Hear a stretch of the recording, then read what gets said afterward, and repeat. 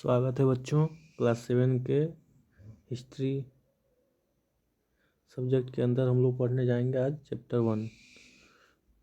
तो हिस्ट्री क्या होता है, आप 6 में आप लोग हिस्ट्री पढ़े होंगे, लेकिन थोड़ा सा परिचय हम लोग इस क्लास में भी ले लेते हैं। तो हिस्ट्री क्या है? तो अतीत का अध्ययन जिस विषय के अंतर्गत करते हैं उसे हम इतिहास कहते हैं। कहने का मतलब हिस्ट्री एक विषय है जिसमें हम लोग जो बीत गया बात होता है उसी का अध्ययन करते हैं, यानी जो हमारा अतीत होता है, अतीत मतलब जो समय हमारा बीत गया है उसी को हम लोग अतीत बोलते हैं। तो उसका अध्ययन जिस विषय के अंतर्गत करते हैं उसी को हम लोग इतिहास कहते हैं।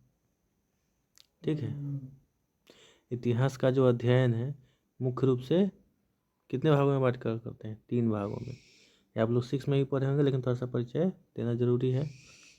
पहला है प्राचीन काल, देख रहे हैं, पहला है प्राचीन काल, दूसरा है मध्यकालीन और तीसरा है आधुनिक। तो प्राचीन काल जो है हम लोग क्लास 6 में पढ़ चुके हैं, जिसमें हम लोग को जो मानव जीवन का शुरुआत है वहाँ से लेकर के 750 ईस्वी तक का जानकारी मिलता है। मध्यकालीन इतिहास में 750 ईस्वी से 1750 ईस्वी तक का जानकारी मिलता है हम लोगों को। और जो आधुनिक इतिहास है ये 1750 ईस्वी से वर्तमान समय तक का इतिहास होता है। इसमें हम लोग आधुनिक युग में हम लोग 1750 ईस्वी से वर्तमान समय तक का अध्ययन करते हैं। लेकिन जो क्लास 7 में हम लोग को पढ़ना है वो हम लोग को मध्यकालीन इतिहास पढ़ना है, यानी कि 750 ईस्वी से लेकर के लगभग 1750 ईस्वी तक। ठीक है, ये एक एक्स्ट्रा जानकारी ये भी ले सकते हैं कि इतिहास के जनक कौन थे। तो इतिहास के जनक हेरोडोटस को माना जाता है। इतिहास के जो जनक है उनको, या फिर जनक किनको बोलते हैं, पिता को ही बोलते हैं। तो इतिहास के जनक या पिता हेरोडोटस को माना जाता है। इसने जो सबसे पहले पुस्तक लिखा था उसका नाम था हिस्ट्रीज, इसीलिए इस सब्जेक्ट का नाम ही क्या है? हिस्ट्रीज है। चलिए आगे देखते हैं। यह है हमारा चैप्टर 1, कब, कहाँ और कैसे। तो कब, कहाँ और कैसे कहने का मतलब कोई घटना जो है कब हुआ, कहाँ हुआ, कैसे हुआ, उसी के नाम पे ये हमारा चैप्टर का नाम है कब, कहाँ और कैसे। कहने का मतलब इतिहास क्या है? जो समय के साथ परिवर्तन होता है उसी का अध्ययन हम लोग करते हैं। तो हम लोग इसमें देखेंगे इस चैप्टर में कि मध्यकालीन समय में, मध्यकाल में भारत में क्या परिवर्तन हुआ, किस तरह से समाज बदला, किस तरह से राजा बदला, किस तरह से वहाँ लोगों का रोजगार बदला। तो इसी सब का जानकारी हम लोग को इसी चैप्टर में मिलने वाला है। ठीक है, तो देखिए लिखे हुए इस पुस्तक में मध्यकाल में होने वाले परिवर्तनों का अध्ययन करेंगे। हिंदुस्तान नाम का प्रयोग अथवा इंडिया नाम का प्रयोग पहले से होता था, लेकिन तुर्कों के समय में यह ज़्यादा प्रचलित हुआ। 16वीं शताब्दी में बाबर ने पूरे भारतीय उपमहाद्वीप को भारत नाम से संबोधित किया। तो इसके शुरुआत में ही हम लोग को मिल रहा है कि भारत का नाम। कहने का मतलब कि जो भारत है पहले से सबसे पुराना नाम भारत ही, और माना जाता है कि भारत नाम जो है पहले भारत के जो उत्तर पश्चिम साइड है, पंजाब साइड है, उधर एक जनजाति रहता था, लोगों का एक ग्रुप रहता था। ठीक है, तो उसका राजा था भरत, और उस पूरे ग्रुप का नाम भी भरत था। तो उसी ग्रुप के नाम पे पूरे देश का नाम भारत होने लगा, भारत कहलाने लगा। इसका जिक्र हमको ऋग्वेद में मिलता है लगभग 1500 ईसा पूर्व में, यानी आज से लगभग 3500 साल पहले ही। ठीक है, लेकिन जब ये सब आया, अरब, यूनान, ये जब देश आया, तो हमारे देखेंगे आप मैप में तो भारत के उत्तर पश्चिम में एक नदी है, सिंधु नदी। तो सिंधु नदी को ये लोग सिंधु सही से नहीं बोल पाते थे, जैसे कोई हिंदू बोलता था, कोई हिंदोस बोलता था, कोई इंदोस बोलता था। ठीक है, और यहाँ के उस सिंधु नदी के इस पार रहने वाले लोगों को बोलता था हिंदू, सिंधु से, और पूरे क्षेत्र को बोलने लगा वो लोग हिंदोस, इंदोस, इंडस, क्योंकि इंग्लिश में ये सिंधु नदी को इंडस बोलते हैं। तो उसी इंडस से इंडिया बन गया और हिंदू से हिंदुस्तान बन गया। ठीक है, तो 13वीं शताब्दी में हिंदुस्तान नाम ज़्यादा प्रचलित हुआ, लेकिन 16वीं शताब्दी में जब बाबर आया था तो बाबर उस सिंधु नदी से इस तरीके के क्षेत्र को, पूरे क्षेत्र को हिंदुस्तान बोला था। ठीक है,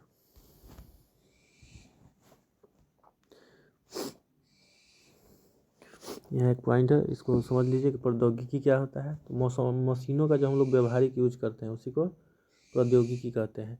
यानी मशीनों का जब हम प्रैक्टिकली यूज करने लगते हैं, अपने काम में लेने लगते हैं, जैसे कोई मशीन बना दिया लेकिन उसका यूज नहीं करते हैं, तो हमारे लिए प्रौद्योगिकी नहीं है। टेक्नोलॉजी जो आजकल बोलते हैं वो नहीं है। लेकिन किसी मशीन का हम लोग यूज करने लगते हैं तो वो जो है वो प्रौद्योगिकी कहलाने लगता है। ठीक है, अगला पॉइंट है कि बिहार जो है जिसमें हम लोग रहते हैं, हमारा राज्य बिहार, इसका नाम बिहार कैसे पड़ा? तो प्राचीन काल में बिहार में हम लोग जानते हैं कि बिहार में बोध गया है, यानी यहाँ पे बुद्ध भगवान को ज्ञान की प्राप्ति हुआ था। और यहाँ पे बहुत सारा बौद्ध विहार होता था। बिहार का मतलब एक तरह से समझिए मठ। ठीक है, तो उसी के कारण हमारे इस क्षेत्र का नाम जो है मध्यकाल में बिहार पड़ गया। बौद्ध विहारों की अधिकता के कारण बिहार से बिहार हो गया। ठीक है, और इसका जिक्र जो है हमको पहली बार मिलता है 13वीं शताब्दी के एक इतिहासकार था मिन्हास उस सिराज, उसी का पुस्तक तबकाते नसीरी में। ठीक है, अब हम लोग पढ़ते हैं कि मध्यकाल में क्या क्या परिवर्तन हो रहा था। जैसे कृषि में परिवर्तन, तो कृषि में उस समय क्या हो रहा था? तो पहले लोग कुदाल या फावड़ा से खेती करते थे, लेकिन मध्यकाल में क्या हो गया? हल का आविष्कार हो गया। हल जो आजकल आज भी गांव में देखने को मिलता है, कहीं कहीं लोग बैल से जो खेती करता है उन लोगों के पास जो हल होता है वही हल। सिंचाई हेतु तालाब, कुआं, वर्षा जल, अरहट या घंटी यंत्र की जगह पे रहट का प्रयोग होने लगा। यानी जो पुराना सिंचाई का जो भी तरीका था उसके जगह पे नया तरीका आ गया रहट। रहट एक तरह का समझिए मशीन है जो क्या करता है कि कुआं में, गहरा कुआं से ही पानी निकाल देता है। उसमें एक तरफ बैल को बांध देते हैं, वो दांतेदार पहिया से फंसा होता है, और जब बैल चलता है तो वो पहिया घूमता है। उस पहिया में एक बेल्ट में छोटा छोटा बाल्टी की तरह लगा होता है। जब पहिया घूमता है तो पानी, बाल्टी नीचे जाता है, नीचे से पानी उठा के ऊपर लाता है और ऊपर फिर उसको पानी को उलट देता है, फिर नीचे जाता है। इस तरह से प्रोसेस चलता रहता है। तो उस समय इसका प्रयोग हो गया था। तो इससे क्या होगा फ़ायदा? इससे फ़ायदा होगा कि लोग कहीं भी कुआं खोदेंगे और वहाँ पे अपना खेती कर सकते हैं। यानी खेती में क्या हो जाएगा? वृद्धि हो जाएगा। ठीक है, तो कृषि में मुख्य अंतर यही था, एक तो हल का प्रयोग और राहट का प्रयोग। दूसरा है वस्त्र उद्योग में परिवर्तन। तो वस्त्र उद्योग में क्या परिवर्तन हुआ? तो पहिए और तकली की जगह चरखा का प्रयोग होने लगा और धुनकी का प्रयोग। आज भी देखते होंगे धुनिया, जो गांव में रुई धुनने आता है उसके हाथ में होता है ना एक छोटा सा तीर कमान की तरह, उसी को बोलते हैं धुनकी। उससे क्या होगा? उससे होगा कि जो रुई है उसका रेशा पतला होगा, महीन होगा, अच्छा रेशा बनेगा। तो उस समय कपड़ा उद्योग में इससे वृद्धि होगा। है, पहले जो है लोग लिखने के लिए तार के पत्ता का इस्तेमाल करते थे, या फिर भोजपत्र एक पेड़ का छाल होता है, उसका इस्तेमाल करते थे कुछ लिखने के लिए। लेकिन इस समय ना कागज़ का प्रचलन बढ़ गया। वैसे कागज़ का आविष्कार तो हुआ था चीन में, लेकिन भारत में उसका प्रचलन जो है 13वीं शताब्दी के आसपास हुआ था। ठीक है, अब कागज़ का प्रयोग होगा तो बिजनेस बढ़ेगा, क्योंकि लोग क्या करते हैं, कागज़ पे हिसाब लिखेंगे, हिसाब करेंगे, और उससे बहुत सारा पुस्तक का भी रचना होने लगेगा। तो जो आजकल हम लोग को मध्यकालीन भारत का इतिहास इतना कैसे जानकारी मिलता है? तो किसी न किसी के द्वारा लिखा पुस्तक, उसी से हम लोग पढ़ के लोग जानकारी हासिल करते हैं। तो कागज़ का आविष्कार होने से ये एक फ़ायदा हुआ। दूसरा परिवर्तन क्या हुआ उस समय? तो चुंबकीय कुतुबनुमा एक यंत्र होता है, दिशा सूचक यंत्र जिसको बोलते हैं, कहने का मतलब कंपास आजकल का, जिससे हम लोग दिशा पता कर लेते हैं किधर नॉर्थ है किधर साउथ है। उसका आविष्कार हुआ था इसी समय। ठीक है, उसका नक्षत्र घड़ी, धूप घड़ी, जल घड़ी, ये सब राजा फिरोज शाह जो है, सुल्तान फिरोज शाह के समय में इन सब का आविष्कार हुआ था। आज भी हमको, और आप जब देखने जाएंगे तो आपको मिल जाएगा। इसी समय लोहे के रकाब का भी खोज हुआ था और घोड़े के नाल का भी खोज हुआ था।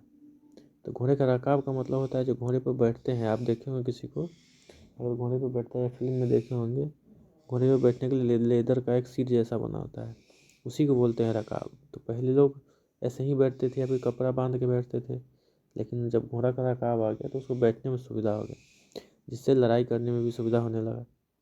और घोड़े के नाल का प्रयोग से हुआ क्या कि घोड़ा का जो नाल होता है तो पथरीला जगह पे है तो घोड़ा को उससे नुकसान नहीं होता है, और जहाँ पे चिकना जगह है तो घोड़ा के नाल की वजह से घोड़ा को जो है ग्रिप मिलता है, तो वो आसानी से वहाँ पे दौड़ सकता है। तो यानी ये दोनों के प्रयोग से युद्ध में बहुत ज़्यादा बदलाव हो गया। ठीक है, अब आगे हमारा पॉइंट है अरब का आगमन। तो मध्यकाल में ही लगभग 7वीं-8वीं शताब्दी में ही अरब लोग आए थे। अरब आए थे इधर, अभी अभी जो पाकिस्तान का सिंध वाला एरिया है उस साइड में। अब जब मैप का क्लास में पढ़ाएंगे ना तो मैप आपको बता देंगे हम कौन सा क्षेत्र किधर है। ठीक है, तो वो लोग आया था बिजनेस करने, लेकिन वो लोग यहाँ पे बस गया, और जो लोग वो लोग यहाँ बसा तो अपने साथ इस्लाम धर्म भी लाया था। इस्लाम धर्म लाया तो, लेकिन ये लोग जो है अपना फैलाव ज़्यादा नहीं कर पाया। ये लोग जहाँ पे था आया बिजनेस करने, उस तट के पास ही सिंध के क्षेत्र में ही वहीं पर रह गया, ज़्यादा फैलाव नहीं किया। लेकिन आगे चल के इस्लाम धर्म का जो फैलाव हुआ भारत में, वो तुर्क, अफ़गान, मुग़ल इन लोग के काल में बहुत ज़्यादा हुआ है। और जब ये लोग आए तो अपने साथ इस्लाम धर्म लाए, फैलाए। तो इस्लाम धर्म के फैलाने से क्या होता है, इस्लाम धर्म के आने से क्या होता है कि यहाँ का जो धर्म का जो ज्ञान है और वहाँ का जो धर्म का ज्ञान है, दोनों आपस में मिलजुल गया। वहाँ का लोग भी रहने लगा यहाँ पे, यहाँ का लोग भी रहने लगा। ज्ञान का भी आदान प्रदान हुआ, है ना। कल्चर का आदान प्रदान हुआ। कल्चर मतलब संस्कृति, संस्कृति मतलब होता है हमारा व्यवहार, आचार, कपड़ा लत्ता, खान पान, ये सब भी आदान प्रदान हुआ। तो इससे ना एक समाज में एक मिला जुला संस्कृति का डेवलप हो गया। ठीक है, जो यहाँ का भारत का स्थानीय धर्म था और इस्लाम धर्म था, दोनों को मिला के एक नया सा कल्चर विकसित हो गया, एक नया सा संस्कृति विकसित हो गया। इसी विकसित संस्कृति को हम लोग कहते हैं गंगा जमुनी संस्कृति। ठीक है, गंगा जमुनी संस्कृति, क्योंकि इसमें एक नया धर्म इस्लाम भी आ गया था और स्थानीय धर्म, दोनों कोई के मिलने से जो एक परंपरा विकसित हुआ, उसको हम लोग बोलते हैं गंगा जमुनी संस्कृति। ये अरब की एक कवि अबू जिला सिंधी ने भारत की खूब प्रशंसा की है। एक अरब की कवि है, उसका बुक में पढ़ लीजिएगा। उसने देखिए कैसे उसने भारत का प्रशंसा किया है। यानी भारत शुरू से बहुत ही क्या था, धनवान देश था, सोने की चिड़िया जिसको हम लोग कहते हैं। क्यों कहते हैं, क्योंकि पहले हमारा भारत बहुत समृद्ध था, लेकिन धीरे धीरे लुटेरा सब लूट के और अंत में अंग्रेज भी लूट के ले गया, तो हम लोग गरीबी की ओर आ गए। नहीं तो हमारा देश पहले बहुत ही तरक्की में था, बहुत ही समृद्ध था। संप्रदाय क्या होता है, एक पॉइंट है बुक में संप्रदाय, तो हम सोचे तो आप लोगों को बता देते हैं। जैसे हिंदू देवी देवता में देखते होंगे, हिंदू धर्म में बहुत सारा देवी देवता होते हैं, तो लोग बहुत सारा देवी देवता का पूजा करते हैं। ठीक है, और अलग अलग रास्ते पर चलते हैं, अलग अलग तरीका अपनाते हैं पूजा करने का, भक्ति करने का। तो इन्हीं लोग अलग अलग तरीके से पूजा करना, भक्ति करना को ही हम लोग संप्रदाय कहते हैं। ठीक है, जिसको आज हम लोग धर्म कह देते हैं, लेकिन वास्तव में संप्रदाय है अलग अलग। और इस समय हिंदू धर्म में भी बदलाव हुआ। तो हिंदू धर्म में क्या बदलाव हुआ, तो देखो जैसे हिंदू धर्म में अनेक देवी देवताओं जैसे शिव, विष्णु, दुर्गा, काली इत्यादि की पूजा की जाती है। लेकिन इस काल में तांत्रिक विचार जैसे धारा शैव मत के रूप में उभरी। यानी पहले तो सिर्फ पूजा होता था भगवान का नॉर्मल, लेकिन इस समय ना तांत्रिक विचारधारा उपजा, जो आप लोग फिल्म में देखते हैं, तंत्र मंत्र जादू टोना, ये इसी समय उभरा था मध्यकाल में। इसमें जैसे घोड़ी है, लोग क्या करते हैं, कपाल पहनते हैं। कपाल मतलब खोपड़ी, जो मरा हुआ खोपड़ी होता है, मरा हुआ इंसान का हड्डी का खोपड़ी, उसमें वो लोग खाना खाते हैं, उसमें पानी पीते हैं। इस तरह का विकास जो हुआ था इसी मध्यकाल में ही हुआ था। और साथ ही पार्वती, लक्ष्मी, दुर्गा, काली जैसे देवी का भी उपासना प्रचलित हुआ। पहले से उपासना होता होगा, लेकिन इतना ज़्यादा प्रचलित नहीं था, लेकिन मध्यकाल में ये सब भी प्रचलित हो गया। और इसमें भी तंत्र मंत्र का विकास हो गया। आप काली जी के देखते होंगे, तांत्रिक लोग काली जी की मूर्ति के नीचे जादू टोना करता रहता है। इसी काल का ये सब देन है। अब आगे देखिए, दक्षिण भारत में अगर हम लोग देखें तो दक्षिण भारत में क्या हुआ, बहुत बड़ा बड़ा मंदिर का निर्माण हुआ दक्षिण भारत में। दक्षिण भारत में एक मिनट, सॉरी हाँ, दक्षिण भारत में बहुत बड़ा बड़ा मंदिर बना। इस समय अगर आडंबर, पूजा, ये सब बहुत ज़्यादा हो गया था, हो रहा था समाज में। तो इस समय जो संत परंपरा आया, तो इसमें कबीर, रैदास, नानक, रामानंद ऐसे संत हुए इस समय, जो मतलब कर्म कांड, पूजा पाठ, मंदिर, मूर्ति, ये सब का विरोध करते थे। कहते थे ये सब दिखावा है।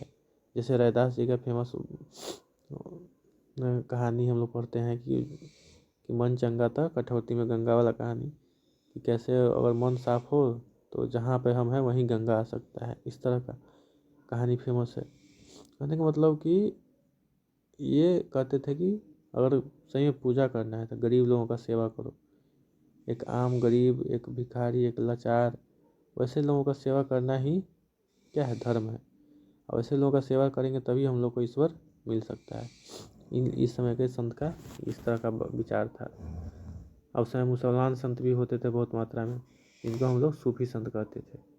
ये लोग क्या, ये भी लोग ही प्रेम, भाईचारा और गरीब की मदद करने का जो है धर्म बताते थे। मतलब यही धर्म है, गरीबों का मदद करना, आपस में प्रेम करना, भाईचारा रखना। ठीक है, कुछ पॉइंट है देख लीजिए। बिहार के प्रसिद्ध हिंदी भक्त कवि दरिया साहब का जन्म मुस्लिम परिवार में हुआ था।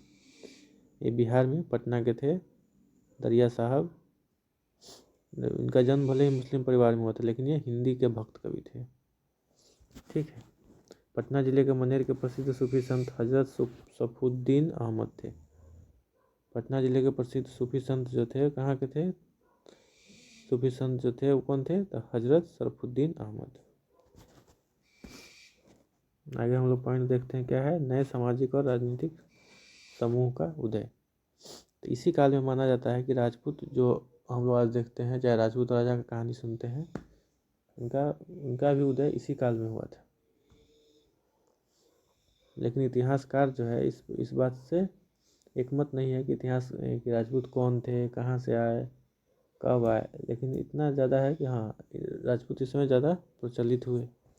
और राजपूत के अंदर सिर्फ राजा नहीं होता था, सैनिक भी होता था, सेनापति भी होता था। ठीक है। और इस समय राजा के दरबार में लिखने पढ़ने का जो काम करते थे व्यक्ति, उसको कायस्थ जाति कहते थे। इसका भी उद्भव जो है, विकास जो है इसी काल में माना जाता है। जैसे सिख हो गया, जाट हो गया, ये लोग इस समय बिहार में। और देखें हम लोग बिहार पर एक नज़र डाला है तो इसमें बिहार में चेरो राजवंश का उदय हुआ, जो कि चैनपुर शाहाबाद जिला है, जो वास्तव अभी वर्तमान में। तो बागमल नामक चेरो सरदार का यहाँ पे कब्जा था। उसका दो बेटा था, एक था चांद और दूसरा था मुंड। और इसी के नाम पे माना जाता है कि जो चंदेश्वरी और मुंडेश्वरी मंदिर जो है। तो ये सब कथाओं में है, इसका प्रामाणिक इतिहासकार जो ऐतिहासिक प्रमाण कुछ नहीं है। आगे हम लोग पढ़ते हैं आर्थिक और सामाजिक परिवर्तन। तो आर्थिक और सामाजिक परिवर्तन को देखें तो क्या हो रहा था इस समय, पहले बता चुके हैं कि हल का आविष्कार हो चुका था, और सिंचाई के लिए रहट का इस्तेमाल हो चुका था। तो इससे क्या हुआ, जब सिंचाई का सुविधा हो गया, खेती के लिए हल का सुविधा हो गया, तो लोग खेती के लिए नया नया ज़मीन खोजेगा, जगह खोजेगा। तो पहले जो था पूरे देश में क्या था, हर जगह जंगल होता था, क्योंकि यहाँ पर कुछ देखने वाला तो है नहीं। लेकिन जब खेती शुरू हुआ, खेती में वृद्धि होने लगा, तो लोग जंगल को काटने लगे। और जो जंगल में रहने वाले लोग थे, उनको या तो जंगल छोड़ना पड़ता था, नहीं तो वो लोग भी किसान बन जाते थे, वहीं पर रह के वो लोग भी खेती करते थे। लेकिन जब गांव का मुखिया होता है, चाहे पुजारी होता है, चाहे मठ और मंदिर में रहने वाला लोग जो होता है, वो लोग इन लोग को प्रभावित करते थे। क्योंकि अक्सर ऐसा होता है कि गरीब लोगों को लोग अपनी इशारों पे नचाना चाहते हैं, समझिए एक तरह से। तो इन लोग का भी उस पर प्रभाव पड़ता था, जिससे ये लोग जाति उपजाति में बंट गए। और धीरे धीरे आजकल देखते हैं कितना सारा जाति हो गया। जाति स्वयं अपना नियम बनाती थी और पालन करवाती थी, और जो जाति में लोग चले जाते थे, उस जाति का नियम वो लोग खुद बनाते थे, खुद पालन भी करवाते थे। और इस चीज़ को हम लोग जाति पंचायत कहते हैं। मतलब एक ही जाति का लोग है, वो लोग अपना नियम खुद बनाया कि इस जाति में हम लोग कैसे रहेंगे, कैसे क्या करेंगे। और उसके बाद कुछ झमेला होता था तो लोग उसका पालन भी करवाते थे, न्याय भी खुद ही दे देते थे। ठीक है। तो ऐसे इलाकों को हम लोग क्या कहते थे, जाति पंचायत करते थे। अब अगला है हमारा ऐतिहासिक स्रोत। इतना इतिहास हम लोग जो पढ़े हैं, तो ये चीज़ हम लोग को कैसे पता चलता है कितना साल पहले क्या हुआ? तो ये चीज़ पता चलता है हमें ऐतिहासिक स्रोत से। ऐतिहासिक स्रोत कहने का मतलब वैसा सोर्स, वैसा कोई भी वस्तु जिससे हमको इतिहास का जानकारी मिल जाए, वही ऐतिहासिक स्रोत है। जैसे हो गया पांडुलिपि हो गया, अभिलेख हो गया, सिक्का हो गया, भग्नावशेष हो गया। भग्नावशेष मतलब जैसे पुराना भवन हो गया, मंदिर महल, ये सब उन लोगों का बचा हुआ, उस सब चीज़ का बचा हुआ अवशेष, वही हो गया भग्नावशेष।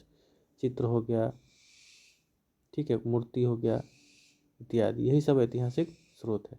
और मध्यकाल में कागज का आविष्कार हो गया था, इसलिए से इस समय जो है लिखित स्रोत भी बहुत ज़्यादा मात्रा में हम लोग को उपलब्ध था। अब इसका वैल्यू भी लिखित स्रोत का ही ज़्यादा होता है, ठीक है। जैसे बिहार के मनेर ताम्रपत्र से तुर्सकुंड नामक कर की जानकारी मिलती है। जैसे बिहार में ताम्रपत्र मिला था मनेर में, तो उसमें एक कर है जिसका जिक्र है तुर्सकुंड कर, ठीक है। ये सब पॉइंट है, बस दिमाग में रखने के लिए है, कुछ खास बात नहीं है। फरमान क्या होता है? तो फरमान जो राजा आदेश जारी करता है उसी को हम लोग फरमान कहते हैं। जैसे आजकल का ऑर्डर, सरकार ऑर्डर जारी करता है ना, राजपत्र, उसी तरह।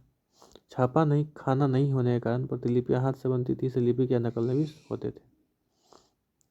कहने का मतलब ये जो हम लिखने की बात कर रहे हैं कि पहले तो मशीन होता नहीं था छपाई करने के लिए, तो जो भी कुछ लिखना होता था तो लोग बैठते थे उसके लिए। एक कागज़ पर कोई लिख दिया, उसका नकल करता था लोग,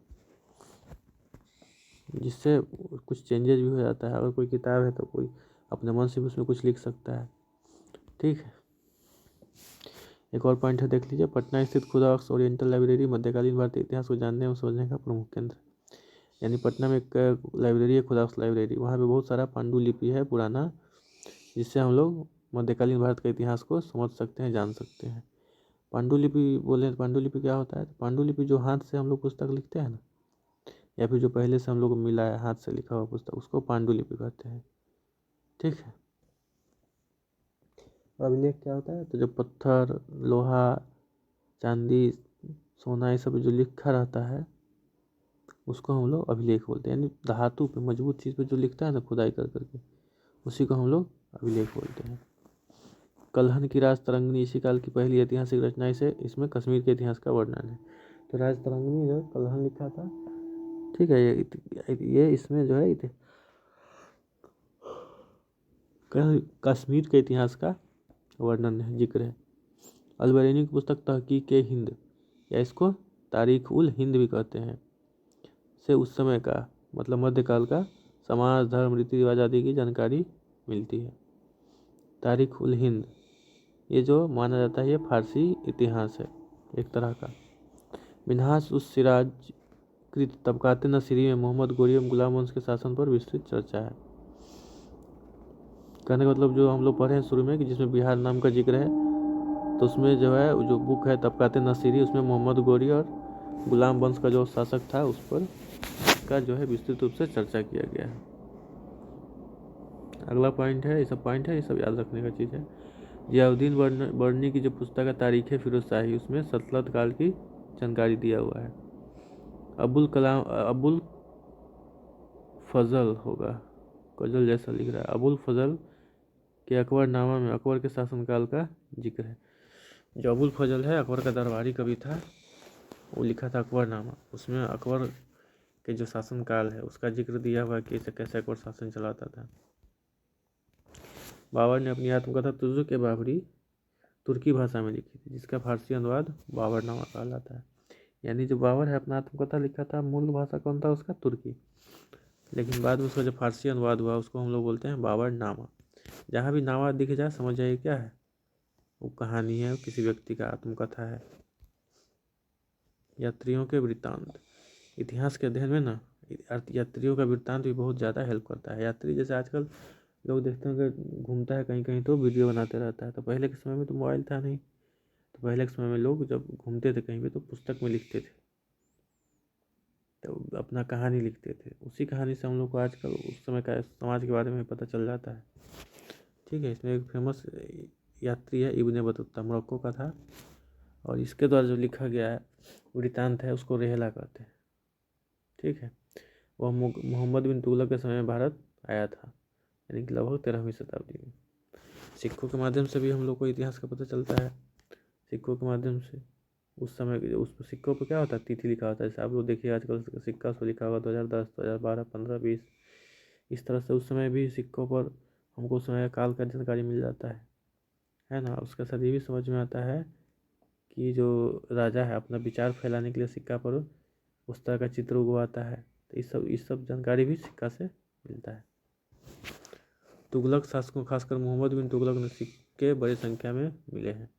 मतलब कहीं पे खुदाई होता है तो सिक्का उक्का मिलता है ना, तो सबसे ज़्यादा सिक्का जो है मोहम्मद बिन तुगलक के शासन के समय का मिला है। शेरशाह सूरी ने चांदी के सिक्के चल रहा है। शेरशाह सूरी बिहार का था, रोहतास का। आज भी वहाँ पे क्या है, रोहतासगढ़ का किला है सासाराम में। ठीक है, तो ये शेरशाह सूरी जो था वहीं का राजा था, और ये जो था चांदी का सिक्का बड़ी मात्रा में चलवाया था बिहार में हर जगह। मंदिरों, मस्जिदों, मकबरों एवं किलों से धार्मिक जीवन, आर्थिक समृद्धि और वास्तुकला की जानकारी मिलती है।